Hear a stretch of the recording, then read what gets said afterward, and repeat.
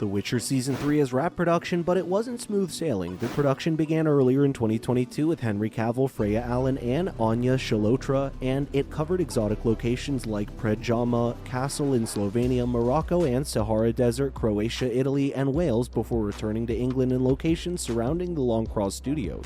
Cavill ended his Season 3 stint with a kind of note to the cast and crew, but wait, let's get to the lowdown on the entire Season 3. Keep watching. First up, a production halt. This happened back in July when Cavill tested positive for COVID-19. He was back on his feet in no time, and the production was then pegged to finish somewhere in September. The production has been halted due to the pandemic before. In 2020, the production of Season 2 also faced a setback, and the release was consequently pushed back to December of 2021. Next, what's the news about the release of Season 3? Netflix has been tight-lipped about a release date for Season 3, given the magnitude of the series. A good estimate is that the post-production will probably take between 6 and 8 months, so fans will probably only be rewarded for their patience by the end of April or early in May 2023.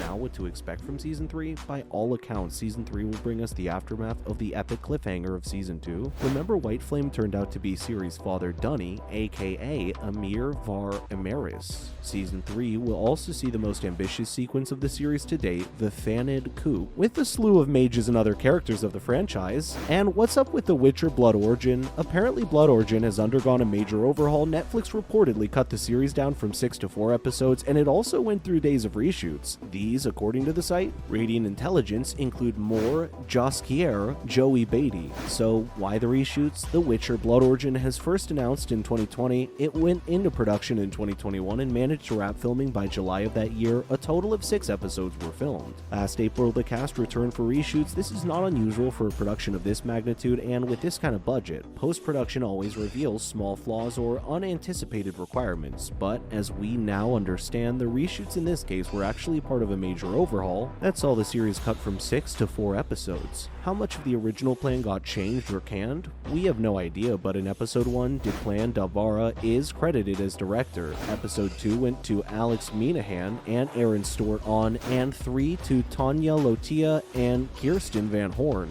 Episode 4 was directed by Debara and Tasha Huo. The first and last episode seemed to have stuck to the original plan, while the middle episodes were merged, and this obviously led to the credits being combined. Okay, what is The Witcher Blood Origin about? This is a sort of origin story. Blood Origin is set 1200 years before The Witcher and tells the story of the conjuncture of spheres. This is the event that preempted the overlapping of the dimension of elves, dwarves, humans, and monsters. Jaskier, a bard who frequently travels with Geralt of Rivia, Henry Cavill's character, is the only direct link between the two productions. Blood Origins, from what we can gather, starts with Jaskier attempting to relay the tale of the conjunction of spheres. While he's trying to tell the story, he's interrupted by an elf who claims to know exactly what happened. And what will be achieved with the reshoots? Beatty apparently had to film a whole bunch of additional scenes for Blood Origin. This is possibly because the production is trying to build a stronger link between the events of the prequel and the main series. More Jaskier may, for instance, introduce present-time intros to each episode to guide fans to a better understanding of how the prequel explains the current ongoings of The Witcher's world.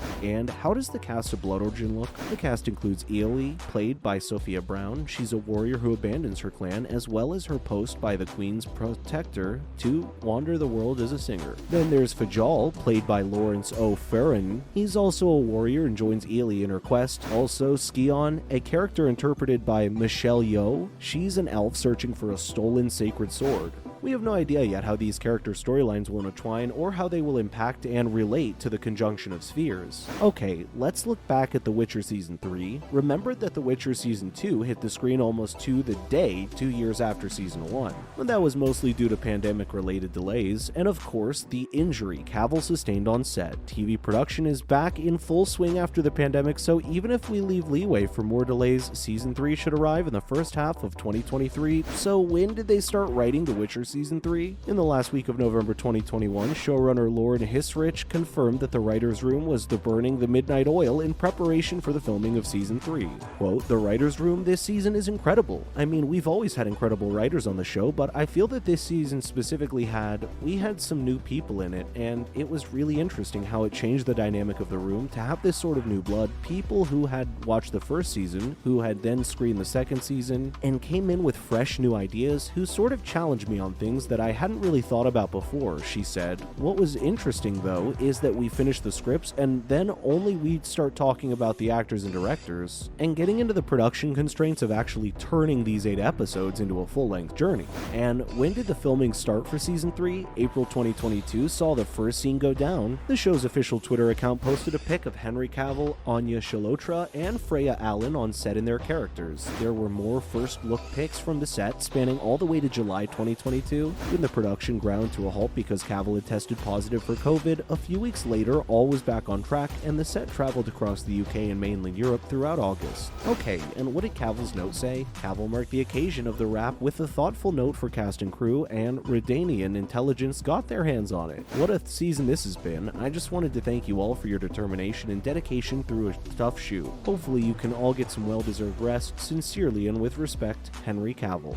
When reading the tone of the note, a new series seems unlikely, at least anytime soon. Now, let's talk about The Witcher Season 3 cast. Without Geralt, there's really no show, right? So Henry Cavill is there for sure. Freya Allan is there as Cyrilla, aka Ciri, and she's joined by Anya Chalotra as Yennefer of Vernberg, Joey Beatty as Jaskier, Royce Pearson as Istred, Anna Schaefer is Triss Marigold, and Kim Bodnia is Vesemir. If you've binged on Season 2 all the way to the very end, you'll remember Ciri's father, Emfir, came back from the dead. Bart Edwards will play a major role in the new season's big bad if the disturbing Season 2 ending is anything to go by. The alliance between Nilfgaard and the elves grows tenser in Season 3, so you'll see characters like Mimi Ndweni as Fringilla, Media Simpson as Francesca, Mahesh Jadoo as Vilgefortz, and Mayana Burring as Tisaya, making a return.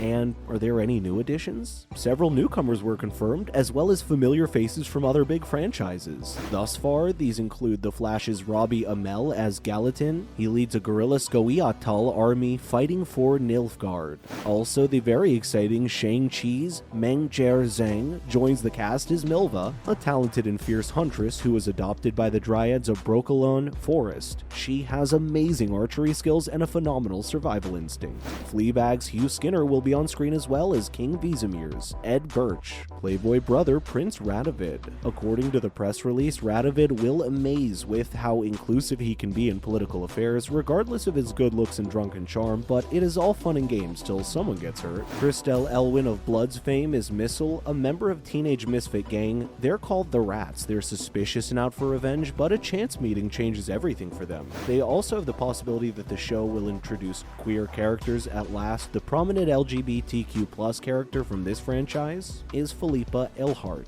She had a cameo in Season 2, and we can probably expect to see a lot more of Cassie Clare in this role when Season 3 drops. Then, what is the lowdown on Ciri's sexuality? Showrunner Lauren S. Hissrich had a chat with Digital Spy about Ciri's sexuality. Quote, "With Ciri, that's something that I would say is hinted at in the books, but you never really get into her sexuality, and we start to delve into it more as well," she said. Quote, "All of this is coming down the horizon, and it is fun. I'm glad that you brought it up because one of the things that I think that we try very hard to do with The Witcher shows that fantasy is for everyone and represents everyone." Freya Allan, who plays Ciri, also weighed in. Quote, "I won't know until we get there how I'm going to navigate how Ciri is navigating her own sexuality. You see glimpses of her trying to navigate that in the season in terms of the fact she's almost becoming quite boy-like. But I don't think she's really discovered yet about her sexuality necessarily. I think it's definitely something that she's going to discover in potentially Season 3, potentially Season 4, we'll see. With so much to look forward to, it's probably time to start counting the days until the release of The Witcher Season 3.